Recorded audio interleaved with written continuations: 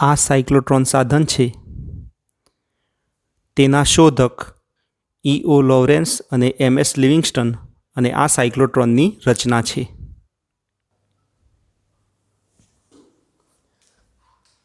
વિદ્યાર્થી મિત્રો, હવે આપણે એક અગત્યની થિયરી ભણીશું, સાયક્લોટ્રોન. સાયક્લોટ્રોન એક પ્રકારનું સાધન છે. આ સાધનથી વિદ્યુત ભારિત કણો કે આયનોને ઊંચી ઉર્જા સુધી પ્રવેગિત કરી શકાય છે. આ સાધનના શોધક તરીકે E.O. લોરેન્સ અને M.S. લિવિંગસ્ટન નામના વૈજ્ઞાનિક છે. આ વૈજ્ઞાનિકોએ ન્યુક્લિયસનું બંધારણ નક્કી કરવા માટે આ સાધનની રચના કરેલ છે.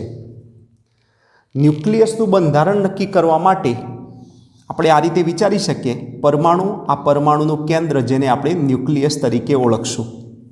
હવે આ ન્યુક્લિયસનું બંધારણ નક્કી કરવા માટે એ ન્યુક્લિયસ સાથે કોઈ વિદ્યુત ભારિત કણ અથવા આયન અથડાવવો પડે અને એક કણ અથવા આયનની ઉર્જા ખૂબ જ મોટી હોવી જોઈએ. અને મોટી ઉર્જા મેળવવા માટે સાયક્લોટ્રોન નામનું સાધન બનાવવામાં આવેલું છે. હવે એનો સિદ્ધાંત, તો સૌ પ્રથમ આપણે રચનાની વાત કરીશું. સિદ્ધાંત સૌ છેલ્લે આપણે જે બધી બાબત ભણીશું એના ઉપરથી ધ્યાન રાખશું. આ સાધનની રચના સમજવા માટે આ આકૃતિને ધ્યાન આપીએ. આકૃતિમાં દર્શાવ્યા પ્રમાણે અંગ્રેજી અક્ષર કેપિટલ ડી પ્રમાણે બે પોલા અર્ધનળાકાર પાત્ર ધ્યાનમાં લઈએ. આ એક પાત્ર છે, બીજું આ પાત્ર છે. આ બંને પાત્રને ડીઝ તરીકે ઓળખવામાં આવે છે. બહુવચનમાં એને ડીઝ તરીકે ઓળખશું. તો બંને ડીઝ D1 અને D2 આ બંનેને અંગ્રેજી અક્ષર ડી આકારનો હોવાના કારણે ડીઝ તરીકે ઓળખવામાં આવે છે. હવે અહીં ચુંબકીય ક્ષેત્ર લાગુ પાડવા માટે વિદ્યુત ચુંબકનો ઉપયોગ કરેલો છે. આ જે સમતલ દેખાય છે એની અંદરના ભાગમાં એક ચુંબકનો N ધ્રુવ અને બહારના ભાગમાં વિદ્યુત ચુંબકનો S ધ્રુવ લઈએ તો N થી S તરફ ચુંબકીય ક્ષેત્ર મળશે. અને આ ચુંબકીય ક્ષેત્રને આપણે આ લાલ કલરના પેનથી ટપકાથી દર્શાવેલ છે. આ ટપકું એ ચુંબકીય ક્ષેત્ર પૃષ્ઠની બહારની તરફ આવે છે એવું દર્શાવે છે. એટલે ચુંબકીય ક્ષેત્ર મેળવવા માટે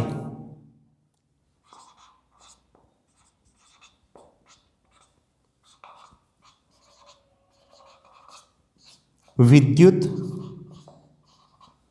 ચુંબકનો ઉપયોગ કરેલ છે. હવે અહીં વિદ્યુત સ્થિતિમાન લાગુ પાડવા માટે બંને ડીઝની વચ્ચે વિદ્યુત સ્થિતિમાન લાગુ પાડવા માટે આ આંદોલક એટલે એક પ્રકારના એસી સપ્લાય, ઉલટ સુલટ સપ્લાય કે જેનો પ્લસ માઇનસ છેડો ચોક્કસ આવૃત્તિ પ્રમાણે બદલાતો હોય એ પ્રમાણેનો સપ્લાય જે અહીં જોડેલ છે. તો મોટું વિદ્યુત સ્થિતિમાન મેળવવા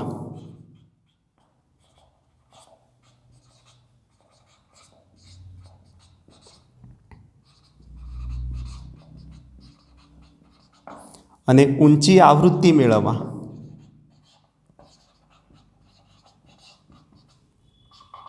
અહીં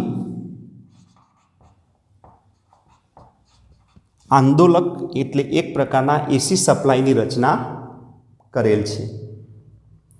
હવે આગળ આપણે વિચારીએ કે આ સમગ્ર રચનાને શૂન્યાવકાશી ચેમ્બરમાં રાખવામાં આવે છે. જ્યારે પણ કોઈ વિદ્યુતભારિત કણ ગતિ કરતો હોય અથવા આયન ગતિ કરતો હોય તો એ કણની હવાના બીજા કોઈ કણો સાથે અથડામણ ન થાય એના માટે આખી રચનાને શૂન્ય અવકાશમાં રાખવામાં આવતી હોય છે. હવે આપણે વિચારી શકીએ કે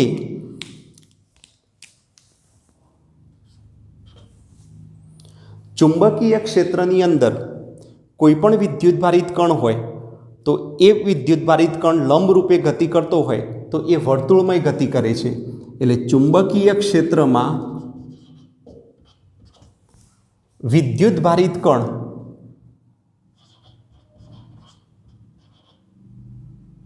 વર્તુળાકાર ગતિ કરે છે। હવે આ જે ગતિ થાય છે એ ગતિપથની આપણે ત્રિજ્યાનું સૂત્ર પણ લખી શકીએ। ત્રિજ્યા r બરાબર mv છેદમાં qb। આ સૂત્ર આપણે અગાઉ થિયરીમાં ભણેલા છીએ। હવે આ બંને ડીઝની વચ્ચે વિદ્યુત સ્થિતિમાન એટલે સપ્લાય જોડેલો હોવાના કારણે અહીં ડીઝ એ પોલું પાત્ર હોવાના કારણે ડીઝના અંદરના ભાગમાં કોઈ વિદ્યુત ક્ષેત્ર મળતું નથી, પરંતુ બંને ડીઝની વચ્ચેની જે ગેપ એ ગેપની અંદર વિદ્યુત ક્ષેત્ર મળે છે। ફરીથી આ ડીઝ એ એક પ્રકારનું પોલું પાત્ર છે, કવચ જેવું પોલું પાત્ર છે। આ પોલા પાત્રના અંદરના ભાગમાં કોઈ વિદ્યુત ક્ષેત્ર મળતું નથી, માત્ર વિદ્યુત ક્ષેત્ર આ બંને ડીઝના વચ્ચે જે ગેપ આવેલી છે એ ગેપના ભાગમાં વિદ્યુત ક્ષેત્ર મળે છે, અને એ વિદ્યુત ક્ષેત્રની દિશા પણ ઉલટ સુલટ બદલાતી હોય છે। એટલે આ ડીઝ ધન હોય, આ ઋણ હોય તો આ બાજુ વિદ્યુત ક્ષેત્ર મળશે, આ ડીઝ ધન અને આ ઋણ હોય તો આ બાજુ વિદ્યુત ક્ષેત્ર મળશે। એ પ્રમાણે વિદ્યુત ક્ષેત્રની દિશા ઉલટ સુલટ બદલાતી હોય છે। તો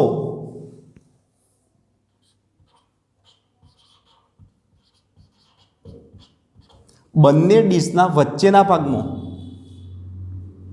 વિદ્યુત ક્ષેત્રના લીધે કોઈ પણ વિદ્યુત ભારિત કણ હોય તો એ વિદ્યુત ભારિત કણ ઉપર F બરાબર QE સૂત્ર પ્રમાણે બળ લાગે છે, અને F બરાબર ma પ્રમાણે લખીએ તો એ બળ લાગવાના લીધે Q વિદ્યુત ભારિત કણનો પ્રવેગ એ બરાબર QE છેદમાં m મળે છે। આ સૂત્ર પ્રમાણે કહી શકાય કે વિદ્યુત ભારિત કણ એ પ્રવેગિત થશે।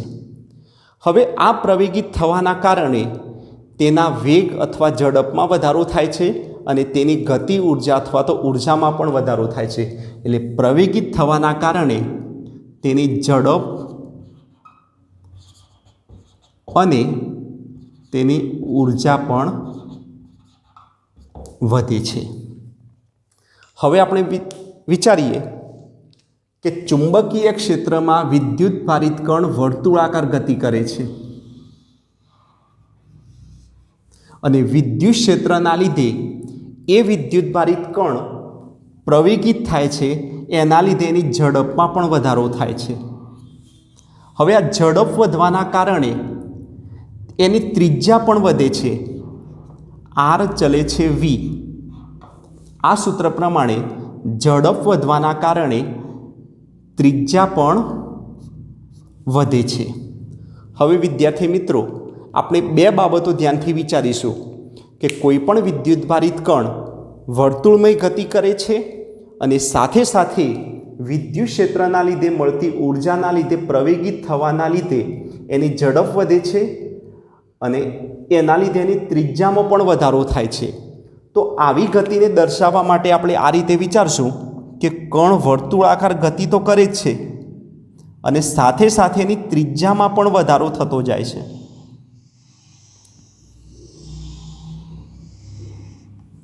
તો એક કણની ગતિને આપણે આ રીતે બતાવી શકશું, સ્પાઇરલ આકારની ગતિ આને નામ આપીશું। એટલે આ વિદ્યુત ભારિત કણ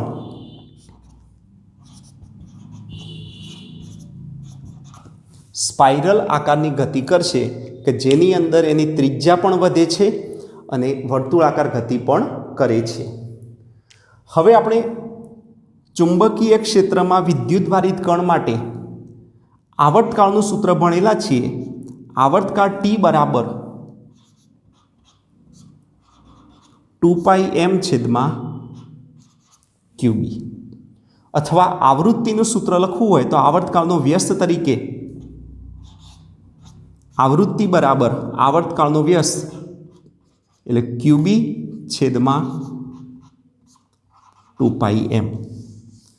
હવે આપણે વિચારીએ કે આવર્તકાળ અથવા આવૃત્તિ એ ત્રિજ્યા અથવા વેગ પર આધારિત નથી.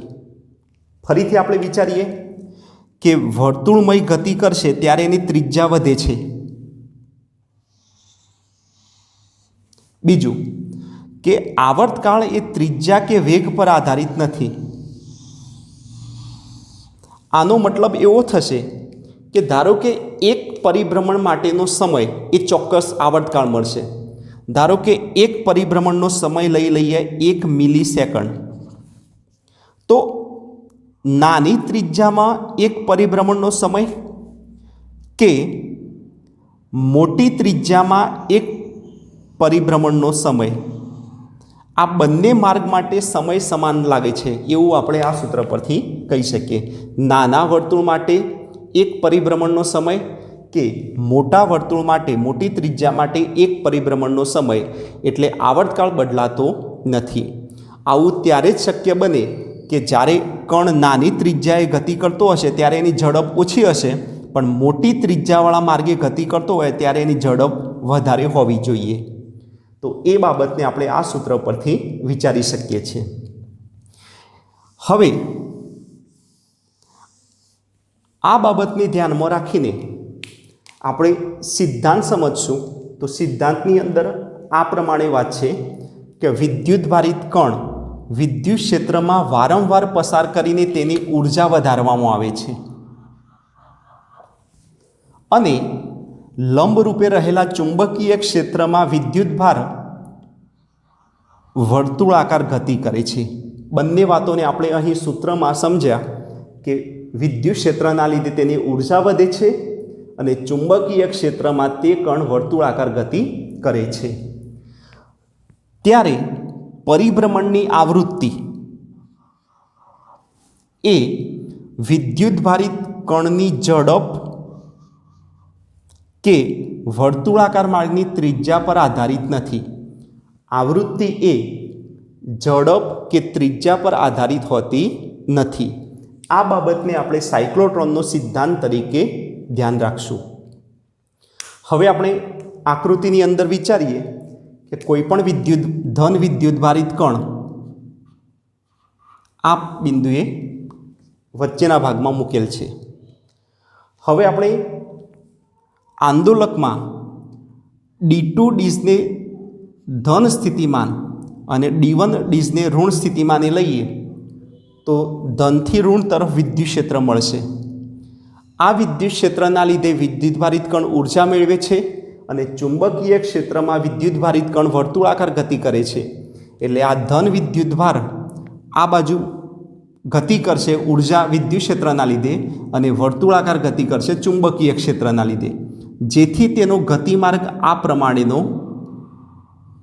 મળશે, જેની અંદર વર્તુળાકાર ગતિમાર્ગ પણ છે અને ત્રિજ્યા પણ વધતી જાય છે. T/2 આવર્તકાળના અડધા સમયે આટલું પરિભ્રમણ પૂર્ણ થશે. ફરીથી આંદોલકમાં D2 ડીઝ ઋણ સ્થિતિમાન અને D1 ડીઝ ધન સ્થિતિમાને મળે છે. તો ફરીથી આ ધન વિદ્યુતભારિત કણ આ ઋણ સ્થિતિમાને રહેલી પ્લેટ તરફ આકર્ષણ બળથી જાય છે અને વર્તુળાકાર ગતિ પણ કરે છે. એક પરિભ્રમણ પૂર્ણ થાય છે. ફરીથી D1 ડીઝ ઋણ સ્થિતિમાન અને D2 ડીઝ ધન સ્થિતિમાને આવે છે, જેના લીધે વિદ્યુત ક્ષેત્રના લીધે આ વિદ્યુતભારિત કણ આ વચ્ચેની ગેપમાં વિદ્યુત ક્ષેત્રના લીધે ઉર્જા મેળવે છે, જેના લીધે તેનો વેગ વધે છે, ત્રિજ્યા વધે છે અને વર્તુળાકાર ગતિ ચુંબકીય ક્ષેત્રના લીધે પ્રાપ્ત કરે છે. અને આ પ્રમાણે જેમ જેમ એનો વેગ વધતો જાય એ રીતે એની ત્રિજ્યા વધતી જાય છે. સાથે સાથે આવર્તકાળ એ ત્રિજ્યા પર આધારિત નથી, એટલે આવર્તકાળ બદલાતો નથી અને આ પ્રમાણે વર્તુળાકાર ગતિ ચાલુ રહે છે. હવે વિદ્યાર્થી મિત્રો, આપણે એ વાત સમજશું કે આ વિદ્યુતભારિત કણ જ્યારે ડીશની કોઈ સપાટી પાસે પહોંચે છે ત્યારે એ વિદ્યુતભારિત કણની ઝડપનું સૂત્ર આપણે આના ઉપરથી લખશું. તો ઝડપ v બરાબર વિદ્યુતભારિત કણ અથવા આયન સપાટી પર પહોંચે ત્યારે તે વિદ્યુતભારિત કણની ઝડપનું સૂત્ર અથવા આયનની ઝડપ v બરાબર QBr છેદમાં m. આ સૂત્ર પ્રમાણે v બરાબર QBr છેદમાં m. હવે r એ વર્તુળાકાર ગતિમાર્ગની ત્રિજ્યા છે અને જ્યારે પણ આ કણ સપાટી સુધી પહોંચે છે ત્યારે ડીશની જે ત્રિજ્યા હોય જેને આપણે કેપિટલ R નામ આપીએ, તો આ સૂત્રમાં ત્રિજ્યાને કેપિટલ R નામ આપશું. તો આટલી ઝડપથી આયન સપાટી પાસે પહોંચે ત્યારે તેની ઝડપ મળે છે. હવે આના આધારે ગતિ ઉર્જા લખવી હોય તો ગતિ ઉર્જાનું સૂત્ર પણ આપણે લખી શકીએ કે ગતિ ઉર્જા K બરાબર 1/2 mv². આ વીનું સૂત્ર જે આયનની ઝડપનું સૂત્ર ઉપર લખેલું છે, આ વીને આપણે આ સૂત્રમાં અહીં મૂકીએ તો ગતિ ઉર્જાનું સૂત્ર આ પ્રમાણે થશે કે ગતિ ઉર્જા 1/2 m v² જગ્યાએ q² b² r² છેદમાં m². એક એમને કેન્સલ કરીશું તો આટલું સૂત્ર એ ગતિ ઉર્જાનું સૂત્ર છે. તો આ સૂત્ર પરથી કહી શકાય કે ગતિ ઉર્જા એ ત્રિજ્યા પર આધાર રાખે છે અથવા ઝડપ પર આધાર રાખે છે, પરંતુ આવર્તકાળ એ ત્રિજ્યા અથવા ઝડપ પર આધાર રાખતી નથી. અને આ બાબતને ધ્યાનમાં રાખીને સાયક્લોટ્રોનનો સિદ્ધાંત પણ લખેલ છે. હવે વિદ્યાર્થી મિત્રો, આ વિદ્યુતભારિત કણ જે આની અંદર વર્તુળાકાર ગતિ કરે છે એની આવૃત્તિ, જેને સાયક્લોટ્રોનની આવૃત્તિ આ પ્રમાણે લખી દીધું સૂત્ર. હવે આંદોલકની પણ એક ચોક્કસ આવૃત્તિ હોય છે અને એ આવૃત્તિથી પ્લસ માઇનસ સતત બદલાયા કરતા હોય છે. તો આંદોલકની આવૃત્તિ એટલે એસી સપ્લાયની આવૃત્તિ અને વિદ્યુતભારિત કણની આવૃત્તિ, બંને આવૃત્તિ સમાન થાય એટલે આપણે આ રીતે કહી શકીએ સાયક્લોટ્રોનની આવૃત્તિ અને એસી સપ્લાયની આવૃત્તિ સમાન થાય ત્યારે અનુનાદની ઘટનાનું પાલન થાય છે. હવે આપણે વિચારીએ કે આ જે સમગ્ર રચના છે એ રચનાની મદદથી વિદ્યુતભારિત કણ અહીં નાની ત્રિજ્યા હોય ત્યારે એની ઝડપ ઓછી હશે, ગતિ ઉર્જા ઓછી હશે, પરંતુ મોટી ત્રિજ્યાવાળા માર્ગે એની ઝડપ વધારે હશે. હવે આ વિક્ષેપ પટ્ટી દ્વારા આ વિદ્યુતભારિત કણને ત્યાંથી વિચલિત કરવામાં આવે છે અને વિચલિત કરી અને બહાર નીકળવાના છિદ્રમાંથી આ વિદ્યુતભારિત કણને બહાર કાઢી જે ન્યુક્લિયસ પર અથડાવવાનો હોય અથવા તો જે ન્યુક્લિયર પ્રક્રિયા કરવાની હોય એ જગ્યાએ આ વિદ્યુતભારિત કણ કે જેની ઉર્જા ખૂબ જ વધારે હશે એનો ઉપયોગ કરી શકાય છે. ટૂંકમાં અહીં રહેલા વિદ્યુતભારને ખૂબ જ ઊંચી ઉર્જા આપી પ્રવેગિત કરવા માટેનું જે સાધન છે એ સાધનને આપણે સાયક્લોટ્રોન તરીકે ઓળખીએ છીએ. હવે સાયક્લોટ્રોનના ઉપયોગ, તો આમ તો શરૂઆતમાં તમને વાત કરી કે સાયક્લોટ્રોનનો મુખ્ય ઉપયોગ થાય વિદ્યુતભારિત કણને પ્રવેગિત કરવાનું સાધન, જેની મદદથી આ વૈજ્ઞાનિકોએ ન્યુક્લિયસના બંધારણનો અભ્યાસ કર્યો હતો. એમ છતાં બીજા પણ એના ઉપયોગ લખી શકાય. તો ન્યુક્લિયર પ્રક્રિયાઓમાં સાયક્લોટ્રોનનો ઉપયોગ થાય છે. બીજું, આયન ઇમ્પ્લાન્ટની અંદર એટલે કોઈ પદાર્થની અંદર આયનને ઘુસાડવા માટે, બહારથી દાખલ કરવા માટે પણ આ સાધનનો ઉપયોગ થાય છે અને પદાર્થની અંદર આયન દાખલ કરી તેના ગુણધર્મો બદલવા માટે અથવા નવું તત્વ બનાવવા માટે તેનો ઉપયોગ થાય છે. હોસ્પિટલની અંદર રેડિયો એક્ટિવ તત્વ બનાવવા માટે અને તેનો ઉપયોગ જે તે દર્દીના નિદાન અને સારવાર માટે પણ આનો ઉપયોગ થતો હોય છે. હવે વિદ્યાર્થી મિત્રો, આ થિયરીને વ્યવસ્થિત રીતે સમજવા માટે એક એનિમેશન વિડીયો કે જેની અંદર તમને આખી સમગ્ર રચના ધ્યાનથી જોઈ શકશો.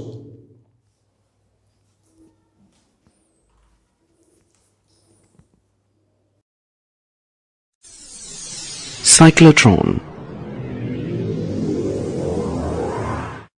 In 1931, E.O. Lawrence and M.S. Livingston designed a device called cyclotron to accelerate positive ions to extremely high velocities by repeatedly subjecting them to a very high voltage.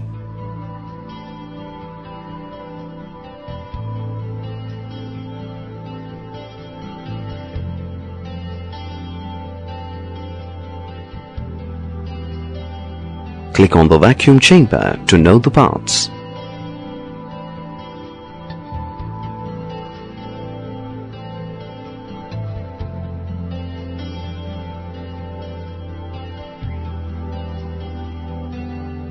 A cyclotron consists of two hollow metal cylindrical chambers shaped like the letter D. Hence, these chambers are called the Ds. The Ds are separated slightly along their diameter, and these Ds are enclosed in an evacuated chamber. A very high frequency and high voltage oscillator is connected to these Ds.